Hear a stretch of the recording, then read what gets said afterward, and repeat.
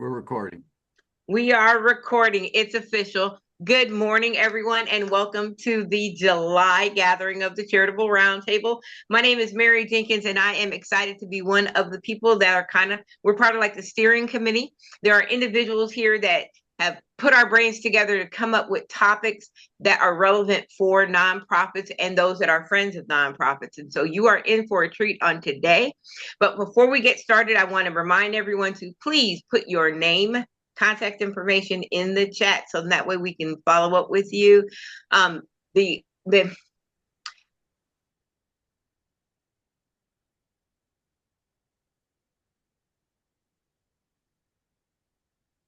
Did she freeze? Yeah. I think she's frozen. Yes. Okay. Okay. Okay. Till she comes back, maybe we can introduce Lynn. Lynn, are you here? You are. Yep. I've known Lynn a little while, and every time I know I'm going to see her, I get paper and pen. She knows all about LinkedIn. We all can use help, and we're all very excited. So welcome, Lynn. All right. Well, thank you so much for having me here. Delighted to be here. For those of you who came in a little bit later than when I made this announcement, I happen to be at a cottage in Canada right now, and there's the beautiful view of the lake right behind me. So I am like on semi-vacation. I was in Detroit last week, or well, earlier this week, for to speak on a panel at the Michigan Summit for the Self-Employed. And then I decided to drive, 7 hours east to the family cottage, and here I am. So I'm going to head back to Pennsylvania on Saturday. So what I realized was that when I went to my Google Drive for my for-profit business, that I did not create a deck for LinkedIn for nonprofits, but I do this presentation monthly for SCORE. So we're going to use the SCORE deck. And it's not a bad thing, because I definitely love to promote SCORE. I've been on the SCORE Speakers Bureau since 2013. So I speak for SCORE, my local chapter in Pennsylvania, for SCORE Jacksonville, Florida, Los Angeles, Las Vegas, and Silicon Valley. So what I'm going to do is pull up my deck, and I'm going to share. First, let me share some links with you. So you have the link to the deck. I readily share that also. And here we go. So we got 17 people on now. Is Frankie trying to say something? Hold on one second. I'm going to have to empower you to share. I apologize. Oh, yeah. So I'm a little behind the 8 ball here. That's okay. Yep. Sorry about that, everyone. I'm going to go ahead and make you a co-host. You should be able to share. And Mary. Okay. Yeah, I see that now. Okay. Should be good. My Zoom completely froze. I am so sorry. It did. Glad you're back. Yep. All right. Do you need to announce anything before I begin? Break a leg. How's that? All right. Yeah, go for it. Inspire us. Okay, here we go. So this particular presentation is not just for nonprofits. This is for everyone, and there's some nonprofit resources in here. So I'm going to pull up the slideshow. And again, if you have this link down in the bottom right, which I just put in the chat, it is case sensitive. When you have a bit.ly link, then you have this whole deck. But it's not just the deck, it's the live demos that I'm going to do where you're going to get some absolute value. Okay. Now we're going to skip the SCORE slides, but if you are, a small business owner or know of somebody that needs help with mentoring or, learning on their webinars, I highly recommend SCORE.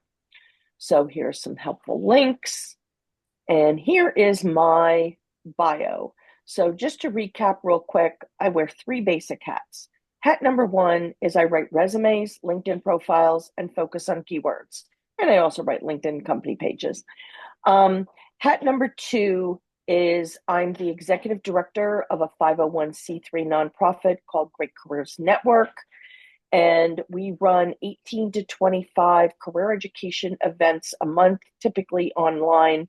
Every once in a blue moon, there'll be an in-person event, but it's probably more one of our affiliate events that we advertise.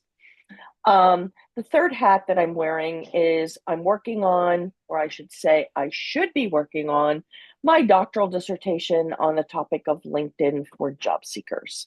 So that's me in a nutshell. I'm going to go over a little bit about LinkedIn statistics. So it was launched in 2003. It's the world's largest professional network. I think I heard there's about 1.5 billion people globally now, but I haven't been able to track down that statistic, in writing to verify that. But we definitely know it's over 1 billion people. And in the US, there's over 239 million people on LinkedIn. And crazy stats here, every second, 3 new members join LinkedIn and 140 job applications are submitted. So the basic thing you have to do with your LinkedIn is you've got to change and customize your LinkedIn URL. It takes like 10 seconds. But if you've got some numbers and letters at the end of your LinkedIn URL, you got some gobbledygook that you don't need. So there's a link. The reason I use a Google slide deck is because I bake in hyperlinks so that you have resources to go through. So this is a picture of me at LinkedIn in New York City in the Empire State Building. My first trip. I've been there 4 times now, and this past week I was at LinkedIn in Detroit. So, if your name is John Doe, you can change it to John Doe, John Dash Doe, John Dash M Dash Doe, John Dash Michael Dash Doe, or CPA or MBA or something that's going to differentiate you from the other John Does that are, in the world. So just to show you, in case you haven't done this yet, I'll just show you how to do it. When your LinkedIn profile is big like this, all you have to do is go over here to the skinny little right column. You click the little pen, and then you click the little pen again, edit your custom URL. You'll get rid of all that gobbledygook at the right-hand side, and you'll click save. If it allows you to save, you snag that URL. If it does not allow you to save, then that means you've got to tweak it with your middle initial or middle name or, some credential or something afterwards. So simple as that. And please stop me if anybody has any questions or needs clarification. It's, small enough group and happy to answer questions throughout. But you have to build your LinkedIn profile so that it's your personal brand, your differentiator, your secret sauce. You've got to stand out in some way, shape, or form from everybody else that's like you. So what's going to make you unique as, a person who is an employee of a nonprofit or a volunteer at a nonprofit or a board member? I mean, you can still combine and mix different passions and areas of interest in your life, no matter what you do. So you want to explore what your social selling index is. This is a very old picture of me, but this link, linkedin.com/sales/SSI, this will give you your social selling index. So at one point in time, I was at 83. And I was in the top 1% of my industry and the top 1% of my LinkedIn network. I can tell you that I've tanked because I've been traveling. And so pretty much since April 26th, I've been in Chicago, I've been in Florida twice, I've been in Canada twice, I've been in Michigan, and Yeah, I think that's it for now. So, it's been pretty busy couple months for me, and so I have not been as active on LinkedIn as I should have. So LinkedIn's going to slap my hand here when I click on this. Oh, I'm 67. Okay, I was going to guess it was like a 63. But here I am 2% in my industry and 4% of my network. So this SSI score is based upon 4 components. One is establishing your professional brand. So I've got a 23 out of 25. So that's pretty good. Then this purple line is a 16.28 out of 25.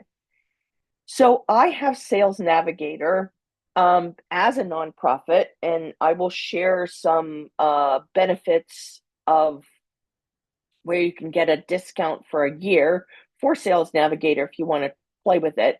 But, I'm so doggone busy running 2 businesses, I honestly don't have time to do what I should do on Sales Navigator.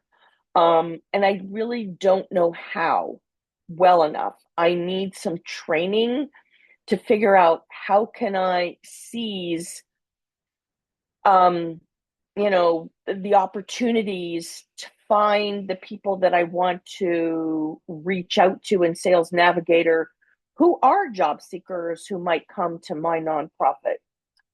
So the purple one really does have to do with Sales Navigator. Now, this teal one, I'm at a 13.12 out of 25. That's the lowest I've ever been, I have to admit. And the reason being is I am not commenting enough on LinkedIn on other people's posts. And then the 15 out of 25 build relationships, I've not been reaching out to connect with people on LinkedIn either. So, these are some of the scores that you'll get, but you have to have your LinkedIn profile open before you can click on that SSI. Now, I put a link here to an article to the right of this little graphic, and it says commenting creates visibility, discoverability, and credibility. And that's why my hand is being slapped by LinkedIn now, and I'm at a 13 point something because I've not been commenting enough on LinkedIn. Every day you need to be spending at least 15 minutes commenting on other people's posts. LinkedIn likes engagement. They want you to stay on the platform. And so the algorithm will reward you if you do comment on other people's posts before you even post yourself. So what happens is if you have somebody's post that has a lot of comments on it, your comment will go out to your network, their network, and all the other people that comment on the post, it'll go out to their network. So it's that, spider web crawly thing, you'll get more exposure by, commenting on other people's posts. So there's your visibility, discoverability, but let's talk about credibility. When you comment, you should always comment before you do the lazy one click like or love or light bulb or something like that, or clap. The comment needs to be like 13 words or more. You need to add some value. You need to add thought leadership, not nice read, great article, worth attending. Don't be a lazy person and write those 2 words. Comment with some value and thought leadership that's going to, add something to the discussion. So 13 words or more, and that will help you with the algorithm getting you out there because of your engagement. So as you can see, we are on greatcareers.org. This is my nonprofit website. We will be having a new website probably by September. So it is under construction now. It will have a totally different look. And I'm pretty excited about it. I'm not even involved in it. I just gave somebody who's extremely talented kind of the key to the kingdom and said, go for it. So I think I saw Nicole, you had a question. Yeah, I was wondering because you were talking about comments and doing 15 minutes of comments a day for people who Mhm. struggle with that. I know like they recommend sometimes using AI. Do you think that's a good idea? I know LinkedIn also has its own automated comments, and sometimes they don't always look great, or like they match the tone of the post. So I was just wondering, like, if you had any recommendations around that, or if you'll get to that. So this may absolutely positively surprise you. I use AI every day, but I've never ever once used LinkedIn's AI. And the reason for that is I want to be considered a thought leader. I want to be my authentic self when I'm writing comments. So it's basically a sentence, so it's like, okay, struggling writing with a sentence. Yes, I think you can do that, right? You just have to think of something to say. Now, can you use AI to give you some fodder and some ideas? Yeah, you absolutely can. But just make sure that if you use any kind of AI for your commentary, that you check, and double check it and put that human factor in, so that it sounds like you and it's truthful, and looks like a good comment. But again, I've never once touched LinkedIn's AI when it's come up. I've actually bleeped it off because I don't want to do that. I want to be myself on LinkedIn. Does that answer your question, or do you have any follow-up questions? That answers my question. That makes sense. Thanks. All right.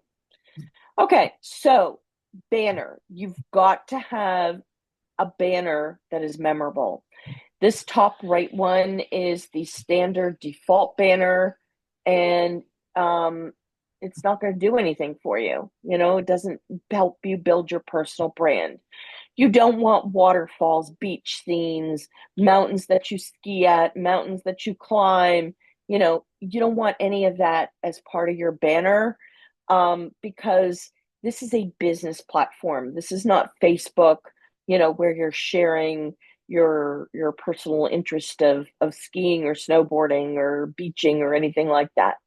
So save that for for Facebook, or save it for a LinkedIn post, but do not use that for your banner. You want your banner to be unique to you.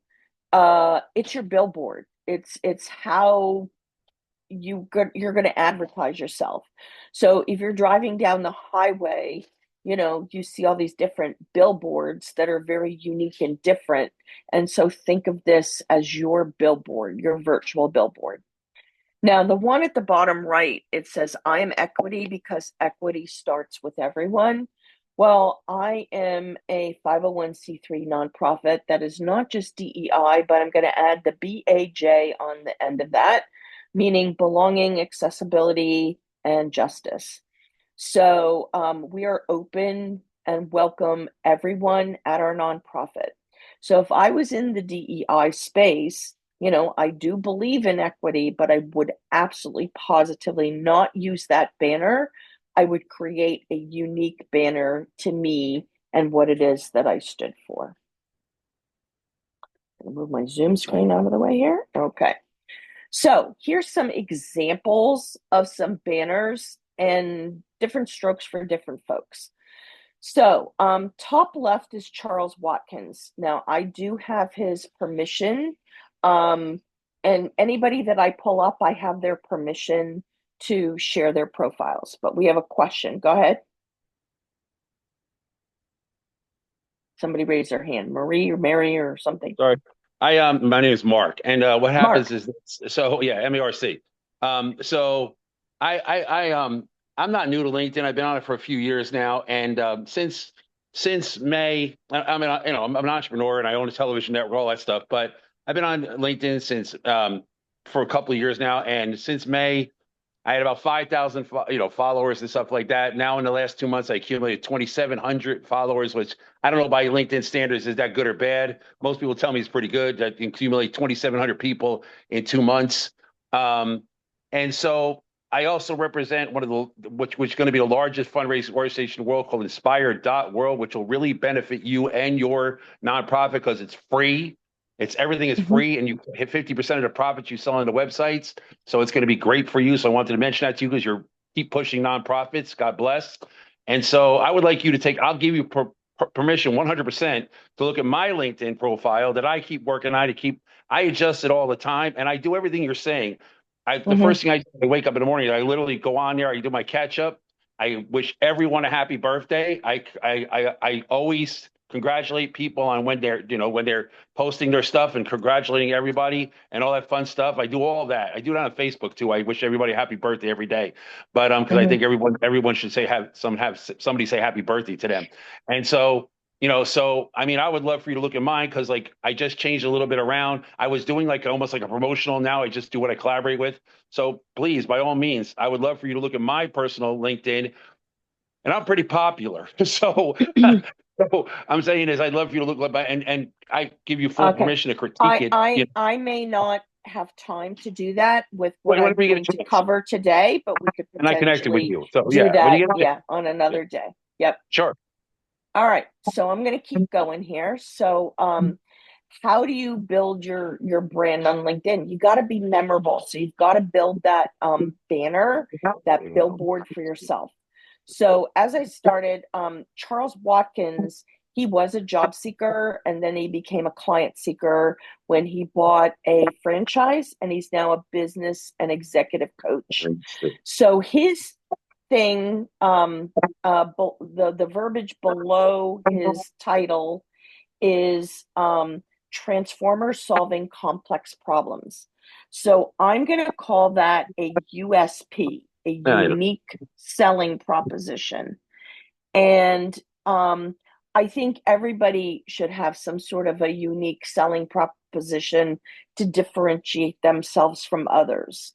Now, he used a Swiss Army knife as his visual. So I kind of like, some sort of a visual in a banner if it's appropriate. Now, over on the right, wait a minute, let me go down below. If you look at Charles' picture in the middle left one, that's what he looked like before he went out to get a professional photo taken. It's like a whole world of difference. His head was exploding out of the LinkedIn circle, and it was very grainy because it was taken, with a phone and not by a professional photographer. So you're really, it would benefit you if you did get a professional photo taken. The bottom left one is just the USP, marketing at the speed of AI. Okay, I think she might have since changed that, but the one at the top right, this was a job seeker. He's in Texas, and he's a project manager and a veteran. And so, all those like neon colors pop on the black. The one at the middle on the right is the lady liked purple and blue. So I said, well, tell me what's really important about underwriting. She says, oh, you have to be accurate and you have to be very speedy. And so I'm like, okay, well, let's create a USP, unique selling proposition based upon accuracy and speed. And if you want purple and blue, I did find a laser graphic that I was going to add to the banner. The gentleman at the bottom right is in North Carolina. He was a business owner for, I don't know, about almost 14 years. And he says, I want to be a W-2 employee. So he actually landed within 1 month and became an executive director of a 501c3 nonprofit.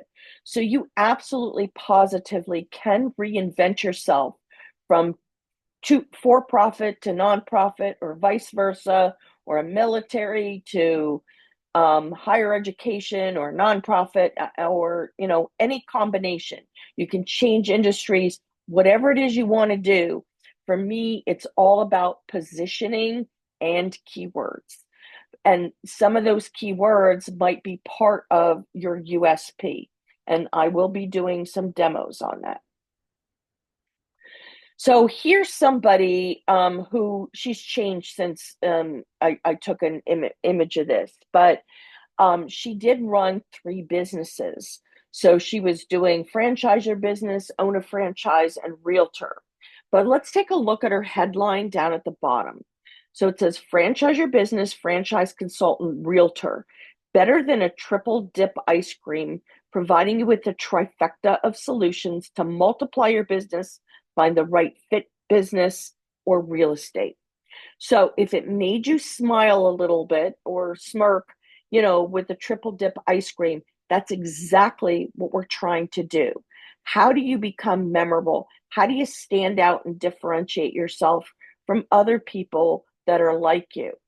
So the ice cream is to, again, just be a little bit different so that, people might not remember your name, but they might say, oh, who's that lady that had ice cream in her profile, right? So you have to have keywords. Keywords should go in your headline. Your headline can be up to 220 characters, and that's including emojis. And then, I like to have a USP, unique selling proposition, but I like that at the end because I think it should lead with the keywords. Now, some of you may have this on your LinkedIn profile, and I'm going to give you my opinion and my philosophy. And if it goes against your grain, so be it. This is my opinion and philosophy, and I'm sticking with it. I am not a person into titles, okay? So you will never find CEO or executive director or president or founder owner. You won't find that on my LinkedIn profile. Who cares what my title is as a solopreneur, right? I don't need to, make myself out to be something to get a title. I'm more interested in sharing people what I do, how I can help them, what pain points I can take away, what problems I can solve, what it is that I can fix. So what is it that I do? I do resumes, and I do ATS resumes, applicant tracking system. Those are special resumes that go through online applicant tracking systems for online applications. I do LinkedIn profiles and LinkedIn company pages. My secret sauce is the keywords. I have different strategies for keywords for different parts of resumes, and I have different strategies for different parts of LinkedIn. So it's about being found, right? Nobody's going to be typing into Google CEO, founder, owner, whatever of, resume writing business. They're going to, look for a resume writer near me or a LinkedIn profile writer near me or something like that. It's not the title, it's what you do and what problem and pain point you solve. We're going to be talking about the about section, and I'll be pulling up some resources for you on that. Your about section can be 2,600 characters. Again, this is my philosophy and I'm sticking with it. Okay. Other people have different philosophies, and if it works for you, then good. But I don't like paragraphs on the about section. If you have paragraphs, I'll tell you, I'm not going to read it. My eyes will glaze over. If you take a look at somebody's LinkedIn profile that's very paragraphy on a mobile device, it's going to take up like the whole screen, the paragraph, right? And it's probably going to be very black on white. I like white space. I like emojis. I like bullet points for the about section. In my humble opinion, I think you should tell your story with your paragraphs in a post, in an article, or in a LinkedIn newsletter, but not in your about section. I think your about section should be quick, down and dirty. How do people get a hold of you, right? And what's the basic things of what you do? So if you look at my about section, you'll see white space, emojis, bullet points, and then a contact information section. And I'm going to do demos, live demos on this. The next thing is job titles.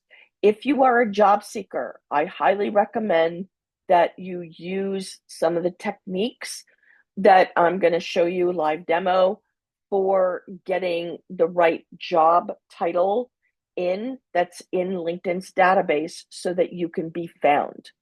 However, if you are not a job seeker and you want to embellish your job title, you can have up to 100 characters. So you'll see on my LinkedIn profile, I have longer job titles, and it's because I'm not looking for a job. I'm looking to add more keywords to that section.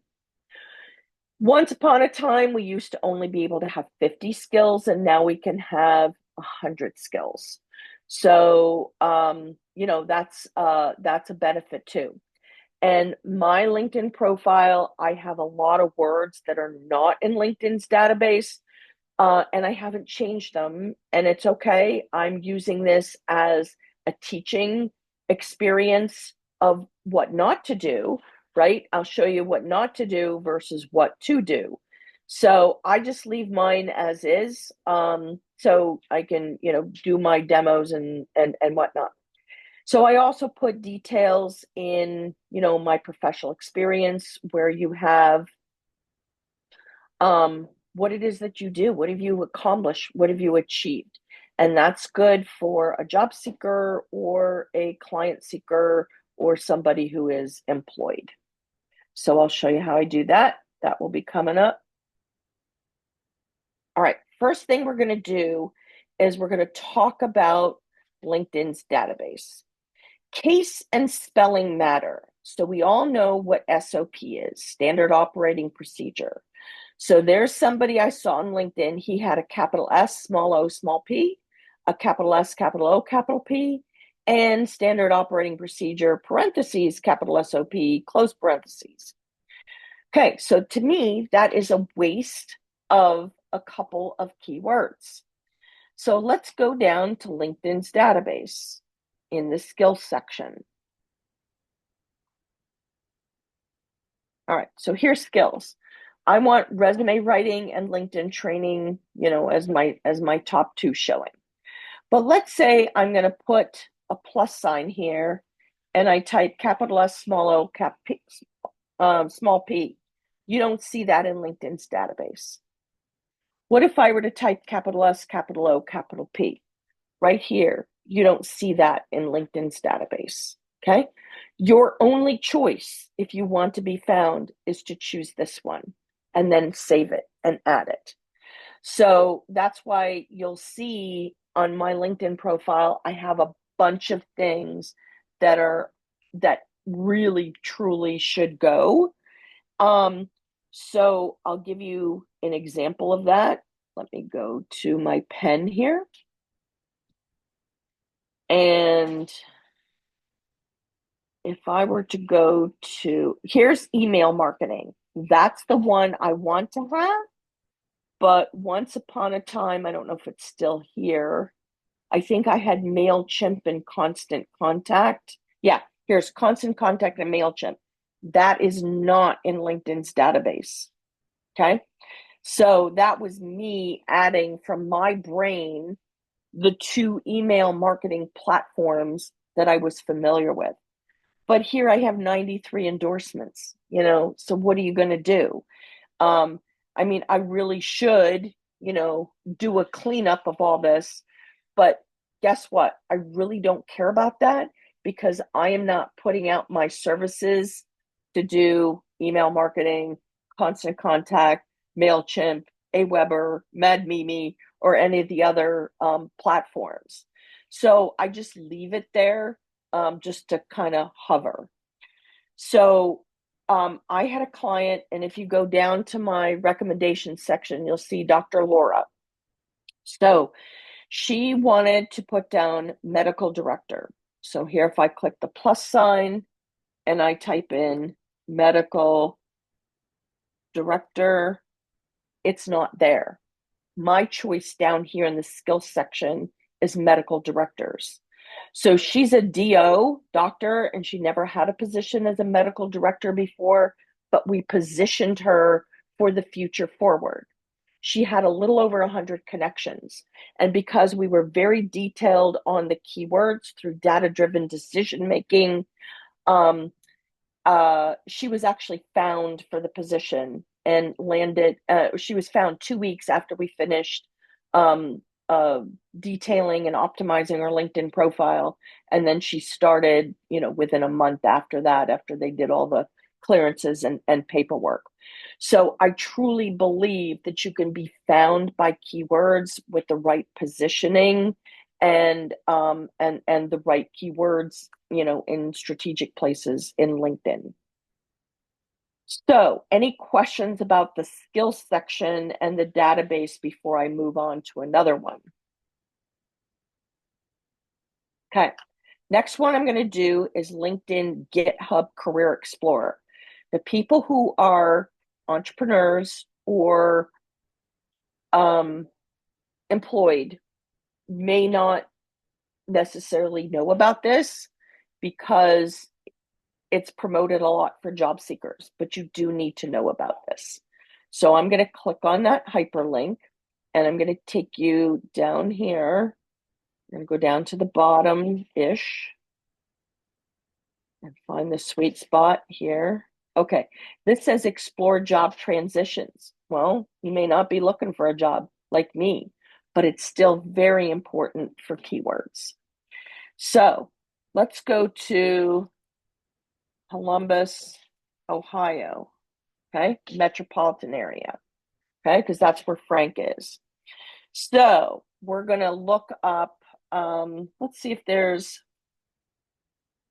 executive director, okay. Now that title is not found. That is, believe it or not in LinkedIn's database.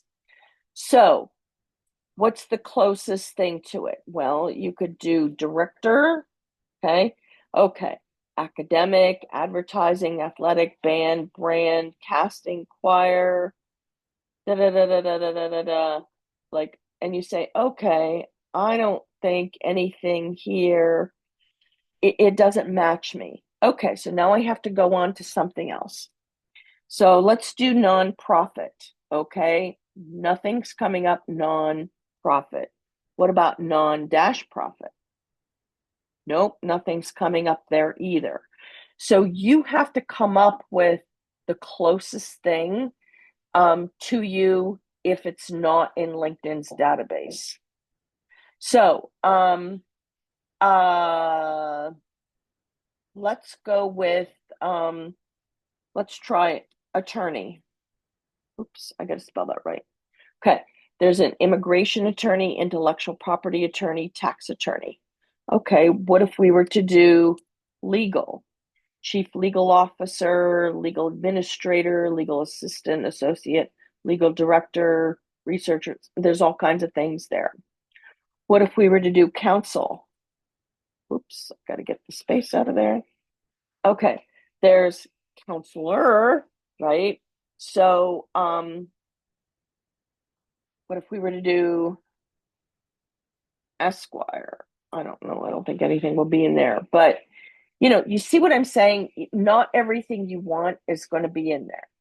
But for my purposes, what I'm going to do is I'll do project manager. Okay. So what kind of project manager am I going to do? I'll just do straight project manager. Now, right here are a bunch of skills that LinkedIn is listing that's in their database that they're saying is what a project manager should have. So these are the skills, if they are appropriate and applicable for you, that should be in your skill section. Now, you may not be construction or pre-construction. I was in the construction business for 14 years, contractor, subcontracting. So a lot of these would apply to me, but maybe not so much now, right? But over here on the right, it says there's 100 job matches in the United States for project manager. And it shows the skills overlap, skills to build. okay, and what the match is in popularity. So if you are a job seeker, you definitely want to be playing in this GitHub and take a look, because here's now program manager. Okay, so maybe you are program manager of some nonprofit programs. Okay, let's find jobs on LinkedIn. And again, oh, here I am in Canada, right? So let's go to Columbus, and you never want Columbus, Ohio. You always want the metropolitan area. So you always want to choose Columbus, Ohio metropolitan area. And that's the same thing on your LinkedIn profile. You don't see, I have little, podunk city of Paoli, Pennsylvania, where my office is. And you don't see me showing Philadelphia because I hardly ever go into it. It's greater Philadelphia area. You always want to choose your large metro area, and you don't want to have United States. People need to know where you're based. Okay, I work remotely. I have clients around the world, mostly in the United States, but I do have clients around the world. But so they need to know where I am based. Okay, going back to the GitHub. Whoops, that's not it. Here it is. So, it did pull up some jobs. Okay, so I'm going to go search. And here are a whole bunch of different jobs. Sometimes it gives you salaries and whatnot. But if I'm a job seeker, I can set an alert for program manager in Columbus, Ohio. But you can also do keyword analysis of jobs, even though you're an entrepreneur doing program management, right? It's always good to know what words are being used, and in LinkedIn and jobs, and you want to kind of mirror that because that's the verbiage for your large major metropolitan area. Okay, next thing is we're going to talk about Google Trends. Okay, trends.google.com. Now, I'm going to type in project manager. I'm going to explore that, and I'm going to compare that to project management. And this is Google. So you know for sure that these are going to be accurate, valid analytics from the bar chart and the line chart. But this is, here I am, Canada. It's defaulting me to Canada because I'm in Canada, right? So let's do Columbus, Ohio, okay? And we don't want the past day. Let's at least look at the past 90 days. Okay, oh, wow, that's an interesting little graph there. You can see that project management is being searched on Google more than project manager. Now, there's not a lot of difference in the bar chart, but it's clearly higher. Now, if I were to do Philadelphia, and I want the Pennsylvania side, not the Delaware and New Jersey side, you're going to see a totally different bar chart. See the difference in that? So, it clearly shows that, there's differences by your area. So that's why you want to tune in to the keywords for your area, your large metropolitan area. So if I did New York or Los Angeles or Dallas or whatever, everything would be different. But let's just go to LinkedIn and click on the jobs tab. And I do this even for entrepreneurs.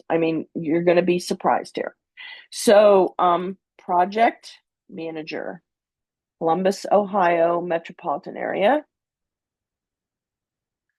And you're going to see there's 1,923 results in the dark blue. That's how many jobs there are right now.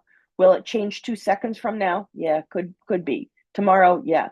But let's look at project management. So we go from 1923 to 2597. So if you are a project manager, you most definitely want to use the word project management in your headline because it has more hits for jobs than project manager. But you still want to use project manager in your profile, just not in your headline. So you want to look at synonyms of word. You need to be a walking thesaurus. So as I work on my doctoral dissertation, I'm going to tell you about a transferable concept, not skill, but concept. So when you write as an academic, you have to have triangulated research, which means from 3 sources. And that makes it more valid and reliable for information. So I use that concept and apply it to keywords. You cannot use one methodology, in my humble opinion. This is my opinion, and I'm sticking with it. You cannot use one methodology to get keywords. I use a 4-prong approach. I don't know if this is really a word, but quadrangulated research. Okay, so that's what I do is I use a 4-prong approach for keywords, and that is reserved for my paying clients. But I just, I'm showing you a couple of different things that you can do here to look up keywords. But I have a spreadsheet where I do color coding and I sort it in different ways, most to least, alphabetically, and alphabetical will get you frequent flyer words, so you make sure you cover all your bases with the right synonym in the right place. So that's why there's different strategies for different keywords, depending on whether it's a resume or a LinkedIn profile. So any questions about Google Trends before I start doing ChatGPT? Right. So now I'm going to go to ChatGPT, and I do have the paid account. Let me close down GitHub, and let me close down this and this. I'm going to close down a few windows here so I don't have so much open. Okay. So, all right. So ChatGPT, if I were to go into ChatGPT and say, create a list of keywords from this job description and capitalize the first letter of each word and alphabetize them in a bullet pointed list. Okay, so now I'm going to go back to LinkedIn, and here we have project management. I'm going to choose this one. Reason being is my daughter happens to work for Insight Global and has, since she graduated from the Ohio State University in 2013, or maybe it was she graduated in 2012. So, here's the job description. All right, we don't need the information about the benefits or anything like that. And it's a pretty short and sweet job description. I'm going to copy that, go into ChatGPT. I'm going to paste it in, and let's see what we get. Now, I actually could take out required skills and experience if I wanted to. I could take out bachelor's degree. I don't need that. Previous, I use Primavera. Job description, I can take that word out. Okay, this is a pretty short and sweet job description, but we'll see if it works for this purpose. So, bada bing, bada boom. Here it is. It does say bachelor's degree, commercial construction, communication skills, construction management, Primavera. Yep, that's a construction. So here it has this list of some keywords.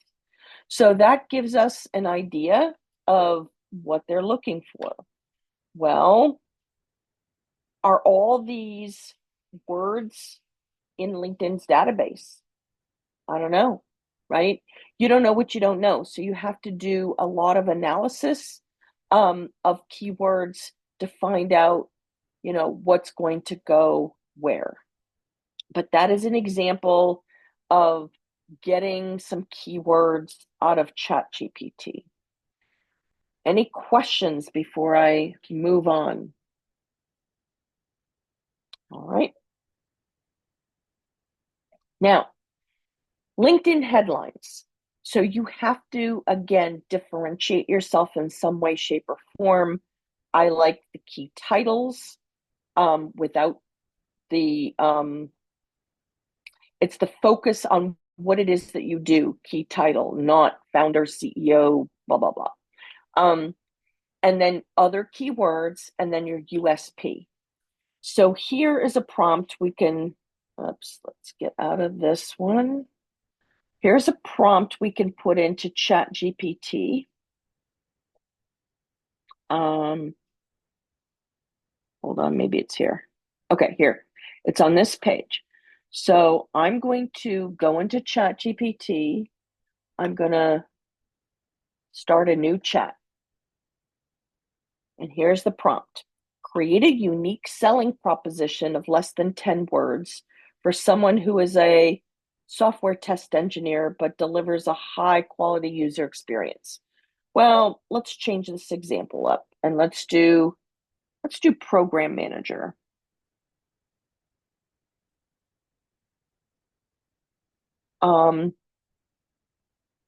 Program manager for a nonprofit that serves veterans who are homeless. Add the keywords of, I got to think about this. I'm doing this on the fly. This is not thought out in advance. Add the keywords of shelter and caring in the USP. Now, I'm going to have to put USP after the words USP. I just didn't want to type it out again. And let's make it 15 words this time. And come up with several conservative and several humorous versions. So you're asking ChatGPT for options.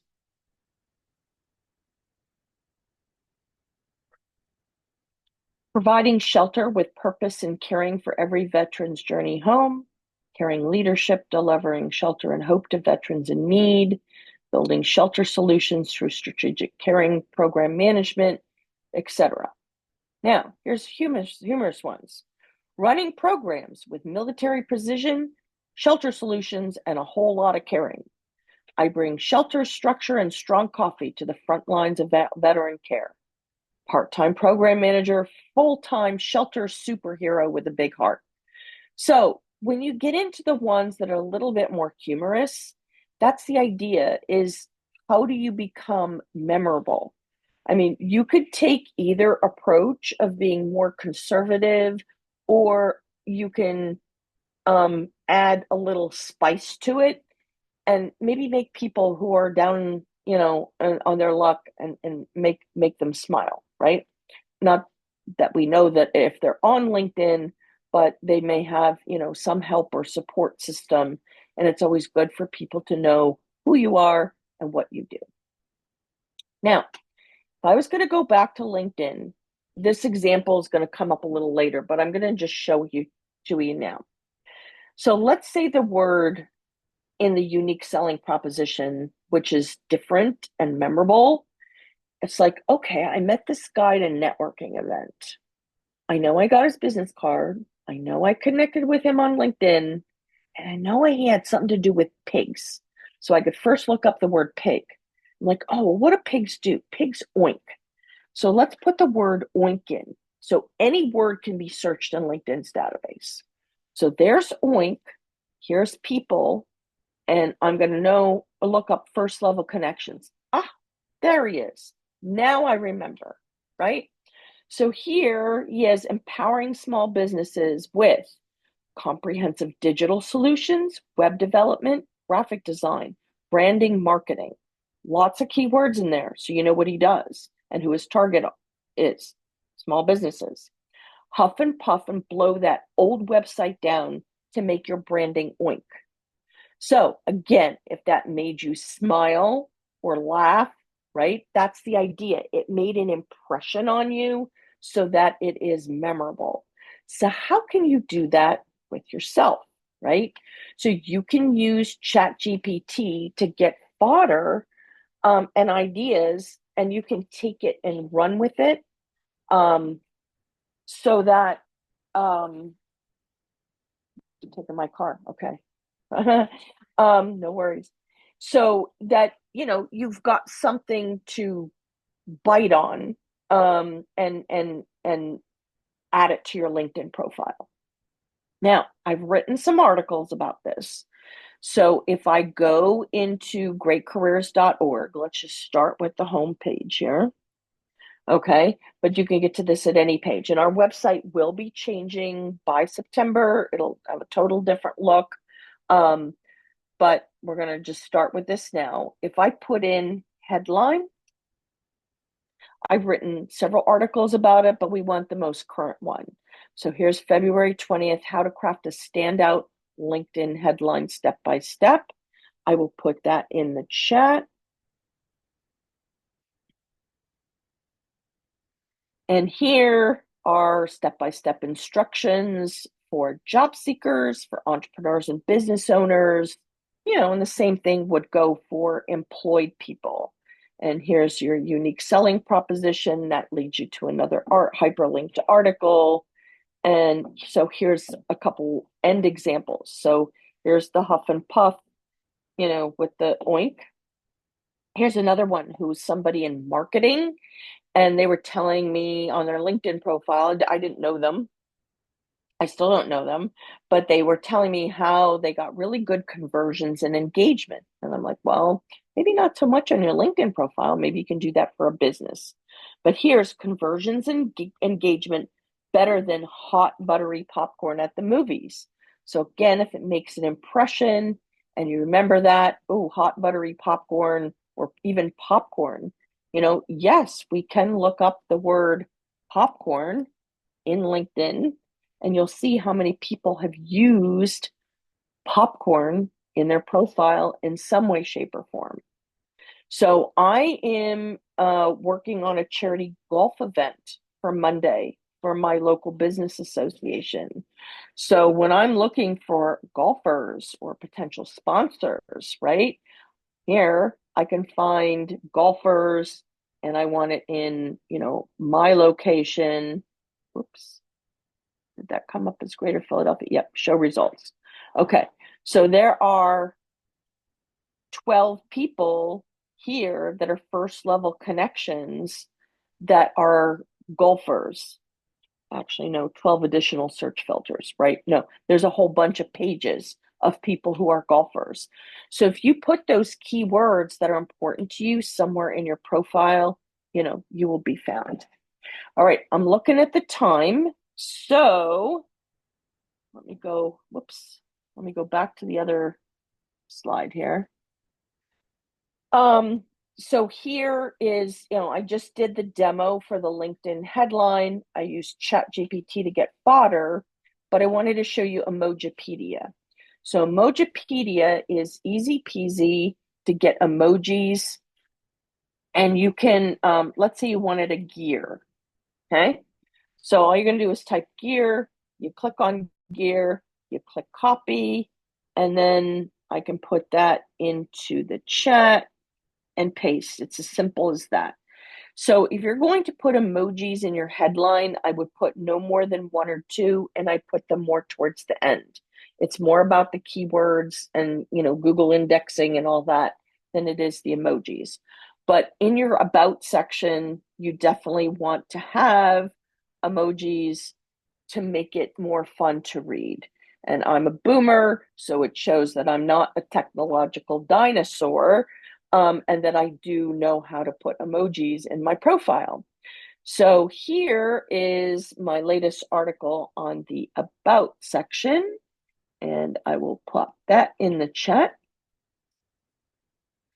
So, oops, I'm going to pull this down. So here's a job seeker example, and here is a client seeker example and different categories you can put in.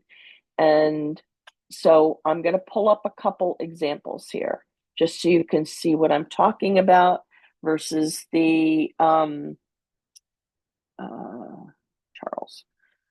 versus having paragraphs in your about section. So here's Charles. He had paragraphs, and I took the verbiage and tweaked it. So now we have seasoned business coach. Okay, so boom, we know right off the bat what he does. This was all sentences. It's now bullet points, much easier to read.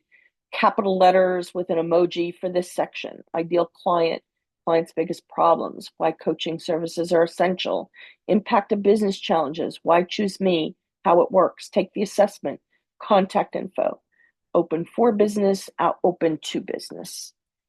Here's Roy in Australia. Okay, Roy sells promotional products and he has video brochures, which are really amazing. So here he has like 3 sentences. He's asking questions. Ideal client, client's biggest needs, why promotional strategies are essential, impact of video brochures. See how clean this is? It's so much easier for the human eye to skim and scan. And when you're looking at this on a mobile device, it's just so much easier to take in than paragraphs of information. Look at this stack of, his YouTube, his Facebook, his LinkedIn, etc. It's all right there. Here's Allison. Allison sells cookies. She's in California. So she had paragraphs with her story. And again, we changed it. But she has lost her emojis. Not the most techie person maybe in the world. So I think she lost a couple things when she was tweaking it. So, but anyway, she did have emojis next to all the capital letters. But here's her stack of contact information. Here's Maya. Maya is a career coach. Now, this would not be me. I would not do that. It's not the title, but that was her prerogative. But she does have the USP: unlock your career potential with expert guidance. Let's elevate your career journey together. So career ownership coaching, focus areas of learning, company background, discovery and education, motto, mission, other things I offer, fun facts about me, contact info. So you get the idea. I mean, take a look at these examples versus what you've got and see, if you might reconsider how you might approach your headline and your about section. So the example that I did for the software test engineer, the bottom part in blue is the end result. So we have the key focus title of what they were looking for, other keywords, and then their USP. So here's somebody, he's changed his profile since we worked together. But I used to use a share through headline analyzer.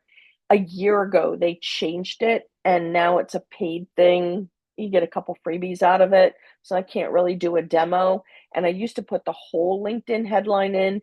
Now you can only put like the USP in and get feedback from share through.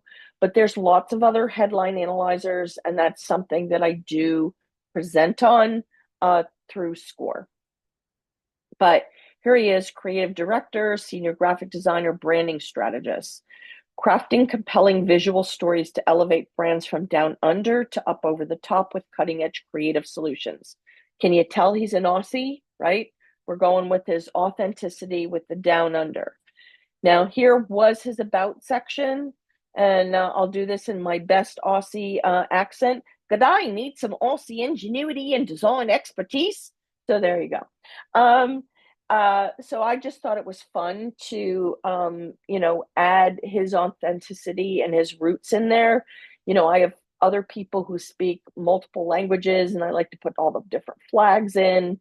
And there is a section in LinkedIn where you can put languages, but by gum and by golly, I would absolutely positively highlight other languages that you speak and put that in the about section.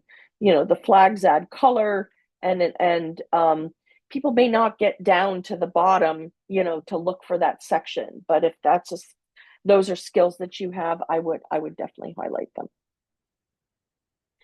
Here's his core competencies, his tech stack, and seeking new opportunity, #ONO, #open to work. Now, I wouldn't put quite so many core competencies. I used to suggest putting more keywords in, but I think more 12 to 15 is better.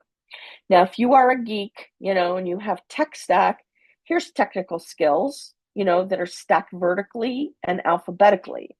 I will take you to Christy, who is on our board, and she's a nonprofit volunteer. She is super techie. So here is her tech stack. It is horizontal, and it's in categories: analytics, CRMs and email platforms, content creation tools, machine learning, and other. And so we've got white space in between. Again, I have permission from these people to bring up their profiles. Otherwise, I wouldn't do it on something recorded. Here's Bernadette, and she has a tech stack, but it is in her about section, and it's by category, but it's only one line or less. It's not like Christy has more than one line, where the white space was needed to break it up and make it easier to read. So here's an example of the 12 to 15 core competencies. I like to put icebreakers in for job seekers, because it shows the humanness that of other interests that you have, and it can start a conversation to help build rapport. Doesn't mean entrepreneurs can't do that also. Okay, moving on. Better get my slideshow up again. Okay, so I've already shown you these profiles, but if you go back, and have the link to the deck, you can link and review them if you'd like. But there is a quote that I found in the Washington Post that really resonated with me, which is why I believe your about section should be skimmable and scannable. I'm going to read this slide because to me it's really important. To cognitive neuroscientists, humans seem to be developing digital brains with new circuits for skimming through the torrent of information online. This alternative way of reading is competing with traditional deep reading circuitry developed over millennia. So we get so much content every day, and we're sitting here on our phones going, and this is not Tinder, right? We're just getting rid of stuff just to blow it away and get it out of our life because we're on so many email lists, and we can't possibly read and consume all of the content. So it's just like with emails that you send out. People have to know it's from you if they're interested in what you do. And you have to make it skimmable and scannable. Nobody's going to read any super long emails, in my humble opinion. I know that I don't have time.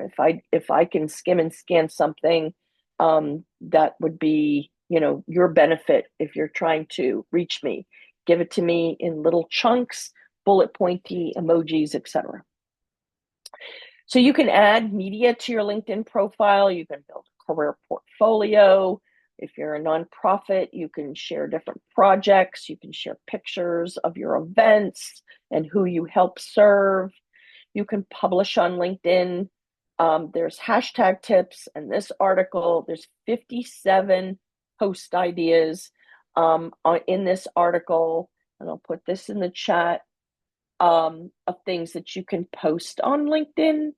So I'm kind of famous for my alphabetical listicles, and here's one of them. Here's your A to Z listicle of different things that you can post on LinkedIn.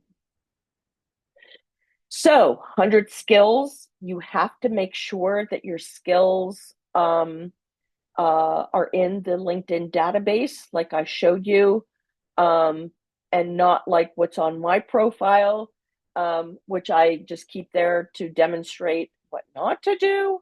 And you have to build a headline that's memorable and creates a vivid image. There's a guy by the name of Steve Woodruff, and he had a website once upon a time. He's taken it down, but he wrote this little blurb about a memory dart. So that's what totally inspired me about having a vivid image in a banner and then having the USP. So my elevator pitch can align with my LinkedIn headline. And the shorter and sweeter, the better. Hi, I'm Lynn Williams. I guide you to your keywords to beat the bots. Lynn Williams. And if I just shut up right there, okay, you're going to process that little chunk of information. What was it, like 9 or 10 words plus my name and repeating my name? And you're going to beat the bots, okay? Keywords. Okay, what do you mean, Lynn? What do you do, right? The idea is to pique somebody's interest rather than blather on with a very long elevator pitch. So speaking of elevator pitches, I have written a couple articles about them, and I'll put one in the chat here. Here's, can your elevator pitch and your LinkedIn headline align? Yes, but here are different versions of elevator pitches from different experts, and you'll see the Steve Woodruff one in here, which is my favorite, the under 15-second elevator pitch. So you can take a look at that depending on what purpose. You obviously need different elevator pitches for different purposes and different audiences of where you're going to. Okay, looking at the time. So moving ahead here. Here's a profile checklist. I'm not going to read this. You can build a LinkedIn company page for your nonprofit. And there's a hyperlink here for instructions on how to do that step by step. I do run usually a monthly workshop called How to Gain Customers with a LinkedIn Company Page. And that's coming up in July, in the next couple of weeks. So I'll share that with you. But on your company page, you get visitor analytics with, demographics and followers, other metrics, and you want to make sure you have 20 specialties, 20 keywords in your LinkedIn company page. So your board members and volunteers can list your nonprofit under their work experience and link it to the company page. So as I showed you with Christy, okay, Christy's a job seeker. She's down in Florida. And here's an example. Here she is, VP Marketing, Nonprofit Volunteer Board of Directors. So she took our Google AdWords from 0, and I think we got up to $7,000 or something in May. I don't know. We haven't had time to meet because I've been traveling the past couple months. So we're working on the website now, so we'll go back and visit our Google AdWords. But every nonprofit gets Google AdWords of $10,000 per month for free. So, we've now probably exceeded, a budget that we kind of got help from an advertising agency from. We've exceeded our spend in Google AdWords, so that's a good thing. But if you want a couple nonprofit tips, I think it's called Good Stack.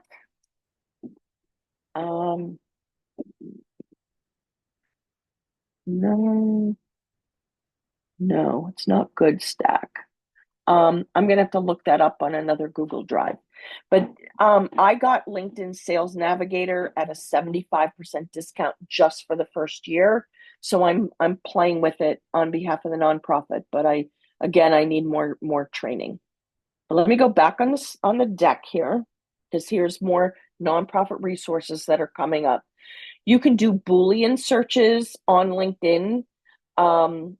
And you could also do it Boolean searches on Google and any place else online using capital and or not. There really was a guy by the name of George Boole. He was from the 19th century. He was a mathematician, philosopher, and logician. And you're going to say, wait a minute, the internet wasn't invented then. No, it's just a form of logic. But you can be looking up different people through Boolean searches. So let me put Boolean. And you can do your own demos from my article here. I'll pop that in the chat. All right. So you can find board members, volunteers, and here's our board application and our volunteer application. If you want to see what we do as a 501c3 nonprofit, there's all these links built in. You can start a LinkedIn group for your nonprofit. Here's my LinkedIn group. You can create your own hashtag for your nonprofit. If you do camel case, this would be capital G, capital C, capital PHL. To make it easier for somebody to read, but LinkedIn is poo-pooing the hashtags now, so what can I tell you? But here's a whole bunch of links for nonprofits. You can click on all these at your leisure. Again, more social impact. And here is my contact information. So if you missed at the beginning the link for the deck, I can put all those links in again. So you have my contact information in the deck. And then here's the next How to Gain Customers with a LinkedIn Company page. It's July 28th. It's for SCORE Jacksonville. And it's from 1 to 2:30 p.m. Eastern Time. Here's my other upcoming speaking events. Tomorrow I'm doing Tips to Build Your LinkedIn Brand, which is kind of the beginning part of this LinkedIn for Nonprofits without the nonprofit slides. More or less. And then there's how to create snazzy graphics for social media, more LinkedIn for Nonprofits if you know somebody that wants to attend that, what's your shtick, personal branding online and off, etc. And then here's more speaking engagements till the end of the year. And so let me go. There was another slide that I was going to put in for the graphics for the company page. But I want to leave time. Let me close out a couple of these windows here. I want to leave time to answer some questions so we don't run out of time. But one thing I want to show you first is please feel free to reach out and connect with me on LinkedIn. I do have 24,000-ish followers, and right here underneath my headline is more gobsmacking resources. So this is my link tree. So this is my link of links. Now, I don't know what happened to the images. I have to go explore and find out what broke on Linktree's site, because I did have little images in the left side of each of these. But as a nonprofit, here's the first one. This will take you to my nonprofits Linktree. And it looks like the images broke on that also. Okay, all kinds of fun things happen while I'm on vacation. But you could put all your socials, on here. And, make it easy for people, have one link for your nonprofit. Here's our membership, which is $5 a month, cup of coffee a month for 18 to 25 events, such a deal. Our blogs, our social media, etc. And, I do get analytics, and it's absolutely free for this link tree for nonprofits. So just Google link tree for nonprofits. This link tree is also free. I've not paid anything for it, but I don't get any analytics because I don't pay. But here's the link to my upcoming speaking events. Here's my LinkedIn newsletter, where I have 8,600 and some odd subscribers. Here's if you want to book a call with me. If people say, I can't find a link to book a call, I'm like, oh my gosh, it's in 3 places on my LinkedIn profile. It's under more gobsmacking resources, it's under contact info, and it's at the bottom of my about section. But I'm also part of the Thought Leadership Hey, Branding Club. Lynn, And yep. we've exceeded time. I don't think you saw when I raised my hand. You have so much information Oh to no. share. Yeah, I'm just about done. Give me 1 minute Okay. to finish up. I thought it was at 1 o'clock. Yeah, it's almost 1 o'clock. Yeah, I see that. Yep. So these are other organizations that I volunteer for. So I'm going to put the Thought Leadership Branding Club into the chat, and I will invite you to come to that and check out and see what that's about. And that's all I got. So happy to take questions. If anyone has any questions, use your digital hand, because we want to make certain that we handle the stuff that we have to handle for the roundtable. There was so much information that was shared. Oh my goodness, it was a lot. And the young lady that shared that she is a job seeker, Julie, that she shared that there would definitely be a lot of information that would be able to be retrieved. And there was a lot of information. And I all I can say is it was awesome. If you would, Julie, Lynn, for a moment, if you could stop sharing so that way we Sure can see can. everyone. Thank you so very much. Like I said, this has been an awesome day of information. Thank you so very much. Like I said, if you have any questions or closing comments, definitely please raise your digital hand or do this so that way we can see you. Say there. It's just a plethora of information that was shared. I will say for me, I enjoyed the ending portion, because you were really speaking to how nonprofits could create a page and things of that nature. And that's something that as a nonprofit founder, that I look forward to see how I could better my nonprofit page.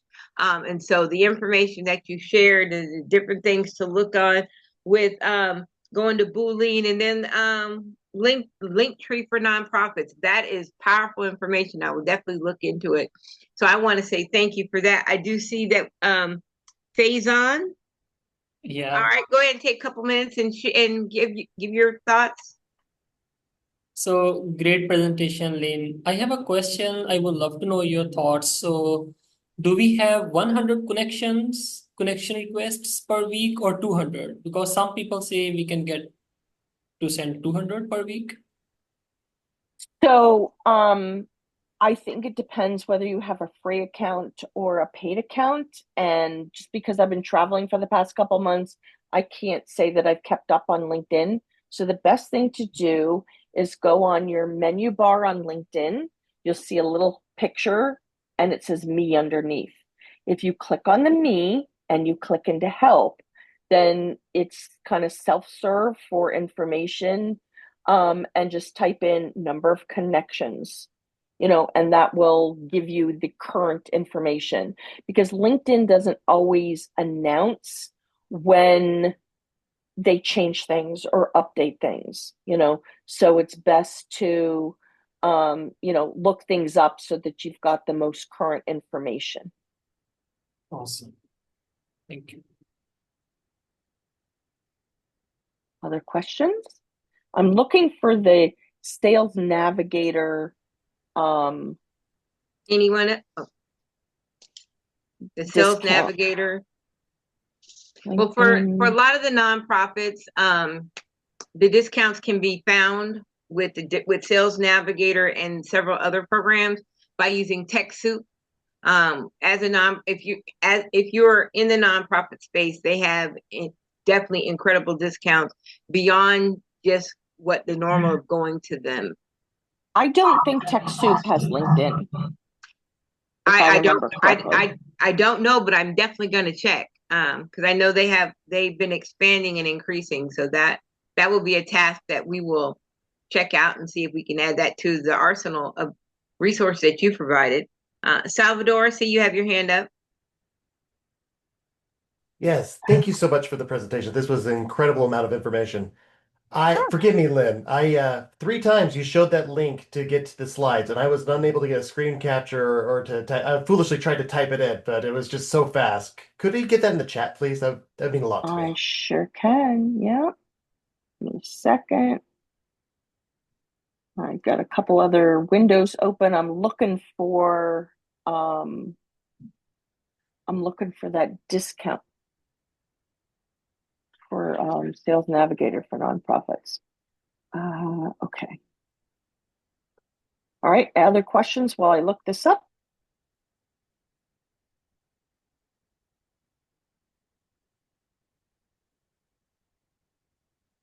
Anybody have homework? Don't see any questions. Crystal, can you do we have any announcements for the next gathering of the roundtable? Yeah, the next gathering will be about artificial intelligence. And I was curious if you all have something specific under the artificial intelligence umbrella that you'd like for me to touch on. I'm open to those suggestions. I do have some things in mind to share, but I always love the opportunity to speak on things that are relevant to the people that'll be in the room. So I'll be doing the August presentation for the charitable roundtable, and I'd love to have all of you join me. So you can feel free to either message me through LinkedIn. Frank will send out a list. I think he usually does. Do you send out a list to the people that attended the session? If not, you can just save the chat and you can find me that way. Yeah, And if you have anything. Yeah, I don't capture the roster for this. I'll do it for the next. Okay, all right, no problem. But if there's something specific to artificial intelligence that you'd love to have discussed at the next month's meeting, just let me know and I'd be happy to bring that specific information to tailor it for our nonprofits.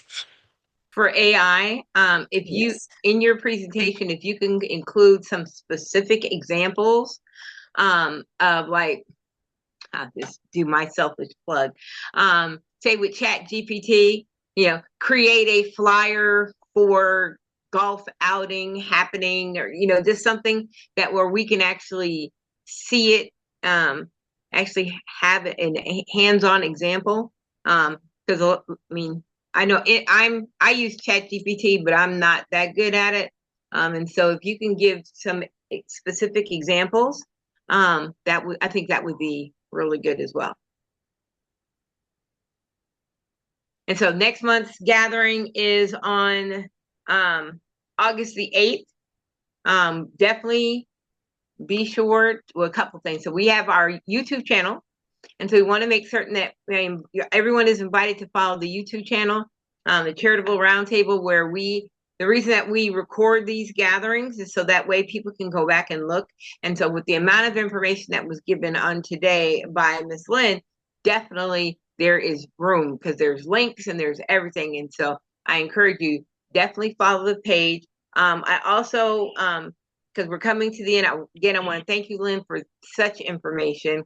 I want to ask the other members of the steering committee if they have anything that they would like to share. Genevieve, Frank?